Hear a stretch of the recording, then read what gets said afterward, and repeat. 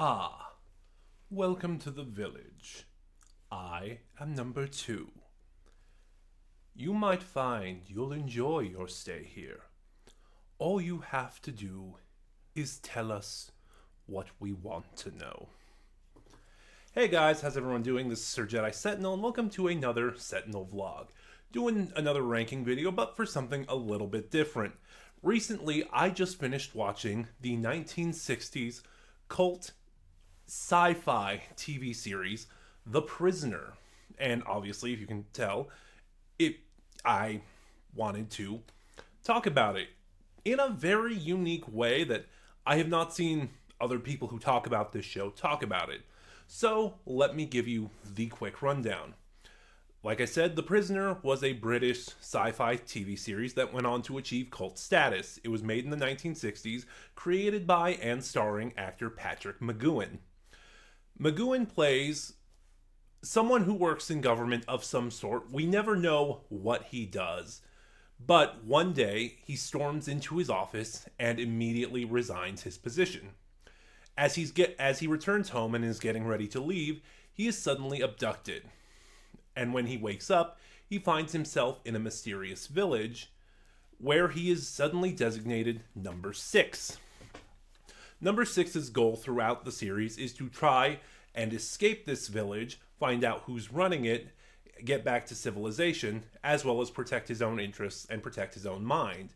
Because, as it turns out, this village, as the title implies, is a prison, and the people running it want information from him. Specifically, they want to know why it is exactly he resigned. Throughout most of the series, the primary antagonist is the unseen number 1. Oh, actually, I almost forgot to mention this. Wow. The series, it is technically more of a mini-series. It ran for 17 episodes, and in that 17 episodes, it completed its story. It was not canceled or left hanging. It was completed. In fact, there are some sources that say McGoohan had an initial idea for a 7-episode series, but ITV, which was called ITC at the time, one of the major British broadcasting channels, wanted a longer run with more episodes so they could sell it internationally. I think that's most of the background on the series. Before I start getting into what exactly we're doing here, if you haven't read the title already. But the series currently is free to watch on Tubi. You don't need an account. You don't need to pay a subscription. Tubi is ad-supported, so it is free to watch there. I highly recommend this series. It is amazing and bizarre and abstract and weird, and I loved every minute of it. So if you do not want to be spoiled, because I will be talking a lot of spoilers about this, I'll try to avoid as much as possible, but it might come out naturally. Go watch it on Tubi first. Anyway, the point of what I'm getting here is, as I said, the main antagonist of The Prisoner is the mysterious, unseen number 1. But he only ever gets referred to throughout most of the series until the final episode. So our main antagonist is number 1's second in command, the mysterious the head of the village, number 2. Now, The Prisoner is a really abstract show. I am going to be saying that a lot throughout this video. And one of the ways that it really lends into the abstract nature of the show is that in nearly every episode, number 2 is played by a different actor. Sometimes more than once in an episode. Like, sometimes you'll have more than one actor show up as number 2 in a single episode. Over the course of this series, 20 actors played number 2. And I thought it would be fun to rank them. Now you understand what this video is about. Again, it's the title of it. And you see my quick, cheap, not 100% accurate little cosplay here. So, before we begin, just a couple things. Like I said, there were 20 number 2's over the course of the series. We will only be ranking 17 of them. Why? Well, because in one episode, It's Your Funeral, there were two number twos who only showed up in doctored footage. They only showed up in this episode in this doctored footage. They were never major characters. They had no impact on the series. They technically didn't exist.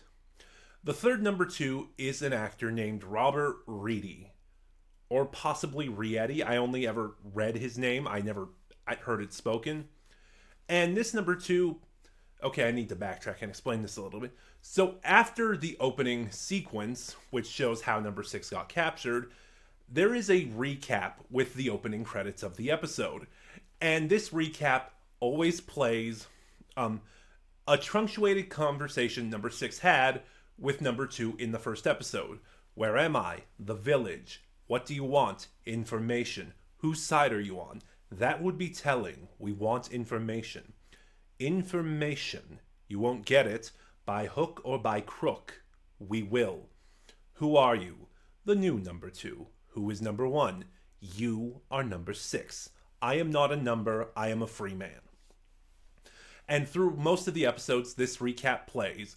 In a couple episodes, the actor playing number 2 of that episode would recite this recap in that part of the conversation. But for most episodes, actor Robert Reedy, or Rietti again, I don't know how his name is pronounced, I only ever read it, would do this recap. He only ever played number 2 in this recap. I want to shout out and acknowledge him, but he never played number 2 in the show. A couple other things I want to mention. One, this is only my ranking based on number 2 as a character throughout the episodes. I'll bring it up a couple times as I talk about them, but this ranking does not reflect my thoughts on the episodes, just the number 2s. And like I said, I expect my opinions on some episodes will come up. And the final thing, for the Prisoner fans out there who are watching this, if you're new to the channel, if you've never seen The Prisoner before, again, watch it if you don't want to be spoiled. But I do have to bring this up, the topic of episode order, because it is a hotly contested debate. You know, when The Prisoner first aired, the episodes were aired out of order. Only 3 episodes were aired in the proper sequence. The first episode, the penultimate episode, and the final episode. And subsequently, there have been debates online about what the proper episode order is. Every time it's been released on DVD, videotape, or Blu-ray, the episode order has been changed and rechanged. I am presenting it, I'm going to be talking about it, how it is presented again on Tubi, which is that original inaccurate UK airing order. I think that's everything. Sorry for the overly long-winded intro, but again, if you're unfamiliar with The Prisoner, which I expect most of you are, you kind of need all this background context. So we're going to switch to voiceover because, again, I can shoot the voiceover whenever I need to. I'm not confined to doing it all at once. It's just, in the long run, it's easier to do. It's easier to edit, etc., etc. So pull up a chair, sit back, enjoy the video, and I'll see you back at the end. But let's get started with... Starting off at the bottom of the list, number 17, Kenneth Griffith from episode 15, The Girl Who Was Death. Before I get into this number 2 specifically, I would just like to say that in the broader sense, I think The Girl Who Was Death might be my least favorite episode of The Prisoner, because it's not an episode of The Prisoner. Apparently, allegedly, you have to take any background information you find on The Prisoner with a grain of salt, because it usually tends to come from third-party sources, because after the series concluded, Patrick McGoohan was notoriously tight-lipped about it. But allegedly, The Girl Who Was Death was a script for Patrick McGoohan's previous series, Danger Man, or Secret Agent, or John Drake, depending on where it was aired. And that is the episode's biggest problem. It really doesn't feel like an episode of The Prisoner. This episode is framed as number 6 telling a bedtime story to some of the village children. In that context, this number 2 takes the form of that story's main antagonist, Professor Schnips, who is leading a coalition of other residents of the UK, Ireland, Scotland, Wales, etc., in a plot to bomb London, presumably to gain their independence. In the final minutes of this episode, when it is revealed that this was a bedtime story, do we see this number 2? And we don't really get enough to gauge his personality or what he's really like. All we get is frustration because this latest plan, maybe number 6 will drop his guard around children, didn't work. So presumably, to get an idea of this number 2, we have to go off of Professor Schnips. And if that's the case, this doesn't really work at all. This is a joke character. He is played purely for humor. He has no sense of menace to him, and I think the humor goes way too over the top. I like over the top humor, but this is too much even for me. Professor Schnips is dressed as Napoleon Bonaparte. He sees him as kind of the ideal example of how to lead in this scenario. Nothing about this works. I do also want to take this time to briefly talk about the Magistrate. In the final episode of the series, episode 17, Fallout, the first half of the episode is number 6 sort of being put on a trial. And that's all I can really say without going into details. It's really weird, like most of this show. Kenneth Griffith plays the magistrate overseeing this trial. Now, there are some schools of thought, some theories among fans that Griffith is reprising his number 2 for this episode. I am not one of them. Because of the surreal, psychedelic nature of The Prisoner, it isn't unheard of to see actors from previous episodes show up in new roles. And if Griffith is playing his number 2 again, it is more likely a coincidence or on accident than being intentionally planned. From what I could find, production of this episode was really rushed for whatever reason. I couldn't really find out why. So because Patrick McGoohan was under such time crunch to get this episode finished, I believe he just used whatever actor was available based on where they were in production. Number 16, Clifford Evans from episode 13, Do Not Forsake Me, Oh My Darling. This episode sees number 6 being put out in the real world to essentially do a mission for the village. As such, we don't see a lot of this number 2. We only see him at the beginning of this episode, giving the particular details of this mission, and at the end of this episode to see whether this mission succeeds or fails. And this number 2 for me leaves no real impact. From what little we do see of him, he's actually very bland. He doesn't leave you with any sort of impression. By comparison, there are other number 2s who only make cameo appearances or are saved as twist reveals, and they leave more of an impression than Clifford Evans does. Number 15, David Bauer from episode 14, Living in Harmony, aka The Judge. This episode has a lot of sort of the same issue that The Girl Who Was Death was, in that we're essentially being presented a fiction. But I think this episode succeeds over The Girl Who Was Death by 1, having this episode's plot actually be a ploy by the village, and 2, this episode still does kind of tie into the overall themes of The Prisoner. For background, in this episode, number 6 is manipulated into playing a simulation of a western town. He is a former marshal who has just resigned his post, and he is kidnapped and taken to a small western town called Harmony, where he is trying to be forced and coerced into serving as the town's sheriff. For the bulk of this episode, number 2 takes the form of the Judge, a corrupt town judge. And that is kind of the weakness, because this is a very standard stock character if you're familiar with the Western genre. There's nothing inventive or creative being done here with The Prisoner's usual stylistic flair. It's just, I see this stock character all the times in numerous Westerns. But at the end, again, unlike The Girl Who Was Death, when we return to the village, I do feel like the very brief amount of time we do see David Bauer as number 2, he leaves a bit of a stronger impression. Number 14, Eric Portman from episode 4, Free For All. Throughout The Prisoner, one of 3 things was bound to happen. Number 1, number 2 was trying to find a way to extract the required information from number 6. Number 2, the village was trying to break number 6's spirit by showing him escape was impossible or what have you. Or number 3, The village was conducting other affairs, and number 6 just happened to be in the wrong place at the wrong time and try to oppose them. In that regard, I don't know what this episode is going for, and not even in the regular sense of what the prisoner normally does. And I think my confusion at this episode really flavors my opinion of this particular number 2. Save for 2 really good standout scenes in this episode, I don't think Portman has the menace or the sense of authority that number 2 has. Which, given what goes on in this episode, spoilers for later down the list, might be the idea. Also, I get the sense that this particular number 2 is supposed to be played for comedy as well. Thankfully, he's not as obnoxious or as annoying as Kenneth Griffith was. Number 13. John Sharp from episode 12, A Change of Mind. So first off, I want to say I really like John Sharp's performance. He has this very quiet, very gentle, sort of soft-spoken voice that is really effective when he wants to be more menacing.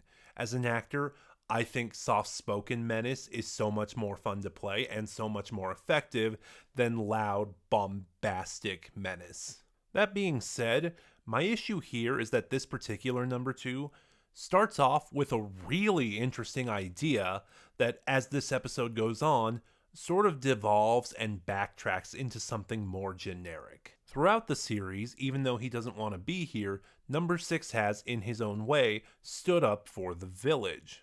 So in this episode, we have this really interesting idea of the village turning against number 6. And early on, we get some fascinating insight. Number 2 tells number 6 that the committee operates independently, and if they turn against number 6, he has no power to stop them. Of course, given the power number 2 does have, we know this may not actually be true, but again, it presents an interesting idea.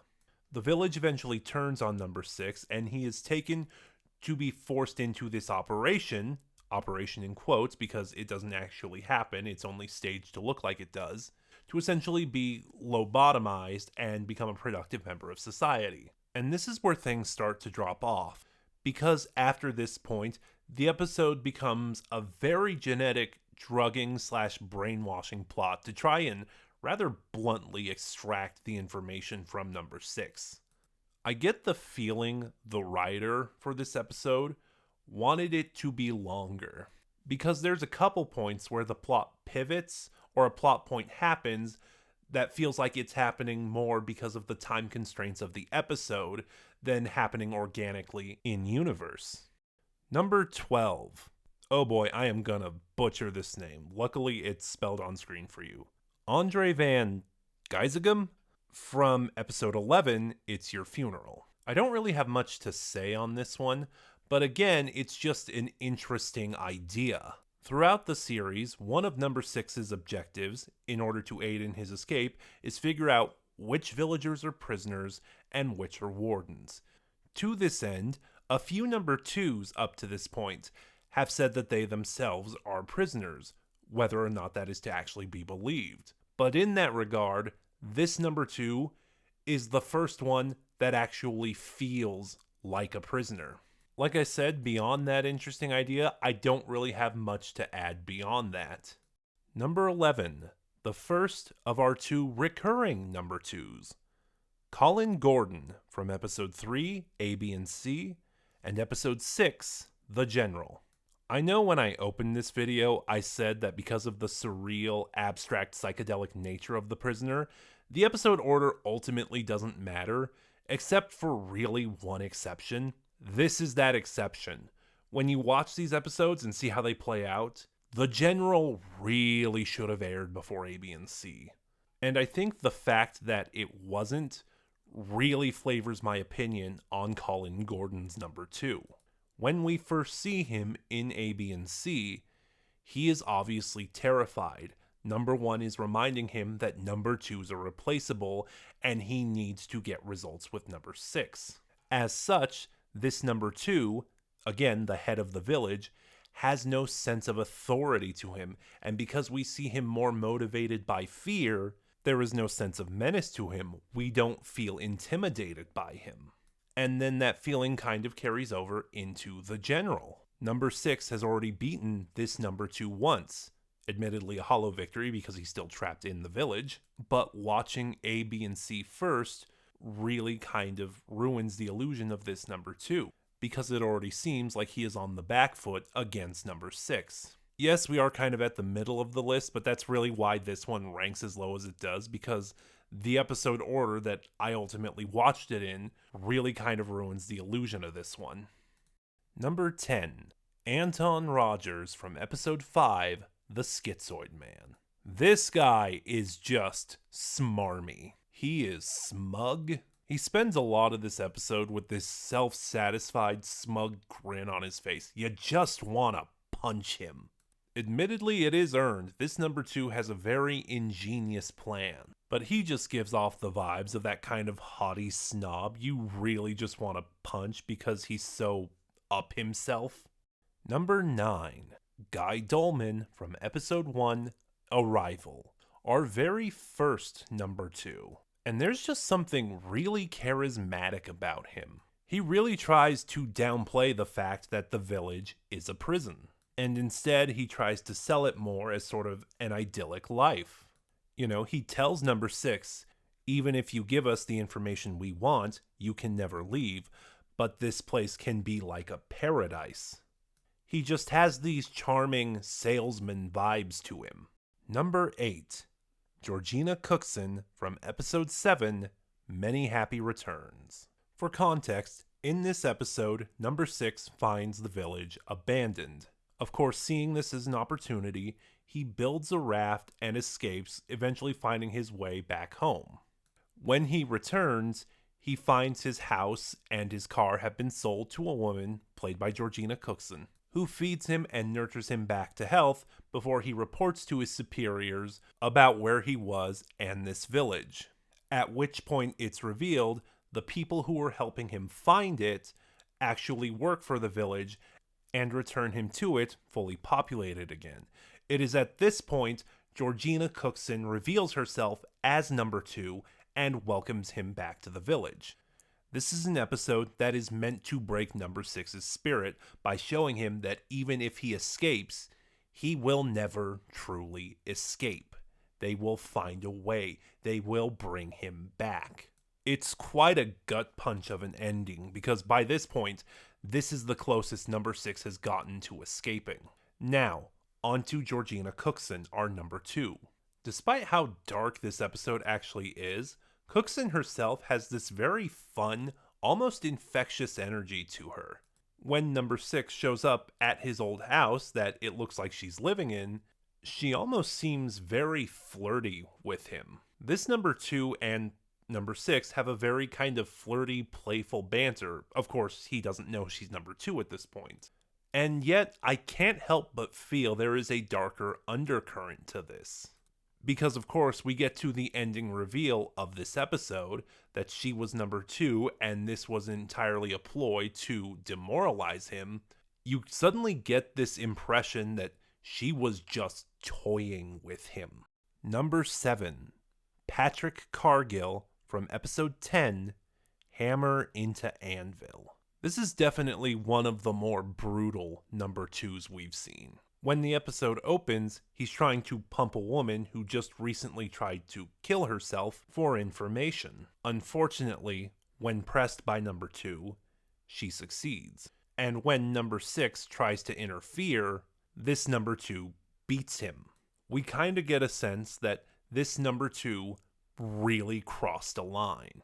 And the rest of this episode is just number 6 messing with this number 2, doing all these nonsensical things that don't actually mean anything, but this number 2 believes number 6 is creating a conspiracy against him. In this episode, Hammer into Anvil, number 2 is our POV character essentially, because we're watching as what number 6 does slowly demoralizes and destabilizes him and destabilizes his hold, his rule on the village. Really, this number 2 is a look into the inner workings of a conspiracy theorist and how they operate. Number 6, George Baker from episode 1, arrival. Our second ever number 2. He is really curt, rude, blunt, and dismissive. He does not value number 6 unless he provides the information. On Tubi's selection screen, number 6's first encounter with this number 2 is the promotional clip that plays when you select the prisoner. So I know it pretty well, and it's a perfect example of everything this number 2 is. Get him. I have taken his place. I am the new number 2. Get number 1. As far as you're concerned, I'm in charge. What can I do for you? And he just ignores what number 6 says because it's not the answers he wants. What we do here needs to be done, including imprisoning people, destroying their minds. Depends on whose side you're on. I'm on our side. Then we need to see where your loyalties lie. Are these the actions of a man who walks out? And I didn't walk out. I resigned.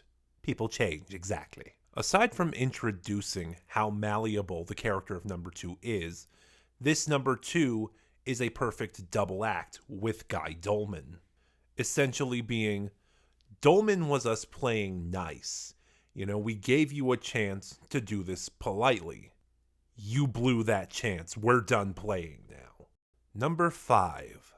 Rachel Herbert from episode 4, Free for All. I didn't talk about it too much when I was talking about the previous number 2 for this episode, Eric Portman, number 14. But I do kind of have to spoil the events of Free for All to give context to this number 2. The plot of this episode sees number 2, Eric Portman, convince number 6 to run against him in a sham election for the new number 2, giving the village the illusion of democracy. During the course of his campaign, number 6 is given a fellow villager, number 58, Rachel Herbert, to serve as his assistant. At the end of the election, it is clear number 6 has won. For obvious reasons, I am not including Patrick McGowan, number 6, in this ranking.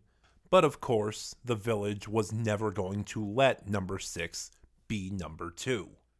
When number 6 realizes this, he sees number 58 in the badge and vestments of number 2. Now again, because of the abstract nature of the prisoner, there is a couple different readings of this scene, and all are valid. The first is that number 58, Rachel Herbert, was always going to be the incumbent number 2. The second was that even though the village was never going to allow number 6 to be number 2, there was still a power vacuum from the Eric Portman number 2 abdicating, and number 58 seized power. And of course the third, and this is the reading I subscribe to, is that number 58 was secretly number 2 for the entire course of the episode. And like Patrick Cargill, she's quite brutal, slapping and mocking number 6 for never catching on or thinking he was going to win. And in particular, the reason I subscribe to the "she was number 2 the entire time" reading of this episode is that when you watch it again, it kind of recontextualizes everything she's doing throughout this episode. Number 4, Darren Nesbitt from episode 11, It's Your Funeral. When it is revealed that Darren Nesbitt is in fact not the real number 2, and we meet Andre Van Gysegem, Van Gysegem refers to Nesbitt repeatedly as his heir apparent. When he steps down from his position, Darren Nesbitt will become the new number 2. But for most of this episode, it is Darren Nesbitt.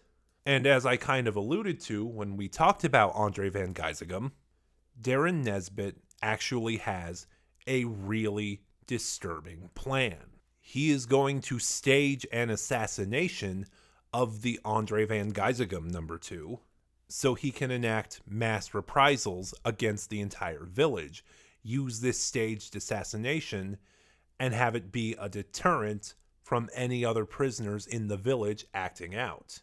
It's one of the darker episodes of The Prisoner, and that is saying something given the subject matter and the themes of this show. The Darren Nesbitt number 2 is very meticulous. He follows everything to a T. He has a very tight schedule, and he begins to panic and worry when everything is not on schedule. When I first watched this episode, I described Darren Nesbitt's number 2 as being very, quote-unquote, corporate, with his need to have everything scheduled and timed out perfectly and needing to know number 6's schedule to a T. Given how this episode plays out, I think it was unintentional, but he gives off such retail district manager micromanaging vibes. Number 3. Mary Morris from episode 8, Dance of the Dead. I like how sort of docile this number 2 is. It's really difficult to kind of put it into words. Compared to some of her predecessors and successors, this number 2 is very sort of trust in the system in her approach. And she does not suffer fools lightly. In fact, that seems to be one of sort of the subplots of this episode. One of the scientists, her subordinates, really wants to torture and forcefully extract the information from number 6, but at every turn, she fights against this. Because she believes that given time, number 6 will submit to the will of the village. I also really like how this number 2 seemingly never, quote-unquote, reacts. We've seen other number 2s get really mad or frustrated when plans don't go their way or when number 6 doesn't give in. And we've seen some number 2s panic when they realize the repercussions of what their failure means. The Mary Morris number 2 never has anything like that. She remains very calm, very soft-spoken throughout the entire episode. She never raises her voice or yells. It's very unsettling at times just how calm she is throughout this episode, made even more so by the fact that by the end of this episode, she has won. Number 2, our only other recurring number 2, and the final number 2 of the series, Leo McKern from episode 2, The Chimes of Big Ben, episode 16, Once Upon a Time, and episode 17, Fallout.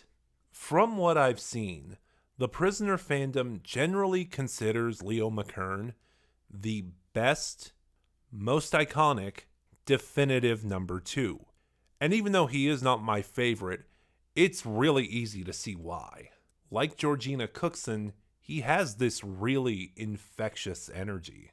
But even more so, you kind of can't help but smile every time he emits his loud, boisterous, bombastic laugh. And I also like that throughout the Chimes of Big Ben and Once Upon a Time, this number 2, more than any other, really is framed as number 6's intellectual equal.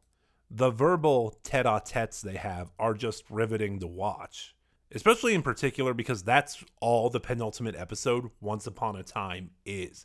It's basically them verbally sparring as number 2 desperately tries to extract the information they've been trying to get all series.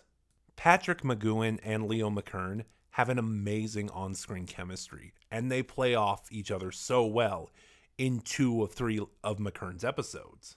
I know I kind of keep leaving out Fallout, but that's because Fallout is kind of a different beast entirely, and the role McKern plays in that episode is very drastically different from the role he played in The Chimes of Big Ben and Once Upon a Time. But that is unfortunately all I can say, because if you have never seen the episode, I really, really do not want to spoil that finale at all. I had it spoiled for me, and watching the episode, trust me, you want to go into that finale as blind as possible. But now we've reached the top of the list. There can be only one. Number 1, my favorite number 2 in The Prisoner, Peter Wyngarde from episode 9, Checkmate. First of all, his voice. Peter Wyngarde has this amazingly rich, deep voice that is just full of power and authority. Also, this just seems to be a number 2 who really likes his job. We've seen cold, calculating number 2s who try to rule the village with an iron fist. We've seen hesitant, nervous number 2s who have essentially been forced into the position. But no, Wingard's number 2 just seems to enjoy this job. There's a scene where he shows number 6 sort of the Pavlovian way they train a prisoner. And as he explains it, he just has this grin on his face. And Wingard's number 2 just plays into a villain archetype, a villain trope I really like personally. Sort of the master planner. You know, that villain, that person who is always 10 steps ahead of our protagonist. He zigs when the protagonist zags. He has a counter for everything the protagonist is doing. Yes, sometimes this trope doesn't work or play out well because one person cannot possibly have a counter for everything their opponent plans to do. But keep in mind, The Prisoner is not a show rooted in reality. And furthermore, on top of The Prisoner's central themes, the episode Checkmate itself is a big chess metaphor. And that metaphor really allows that villain archetype to flourish. And there you have it. My rankings for The Prisoner's number 2s. What are your thoughts? Who is your favorite number 2? Please start a conversation in the comments below. And remember to like, comment, subscribe. Click the bell next to subscribe to get notifications when I upload. Share the video around, it helps my channel grow. And in the description box below, you will find the link to my social medias, where you can follow me and get updates on the channel. This is Sir Jedi Sentinel, and be seeing you.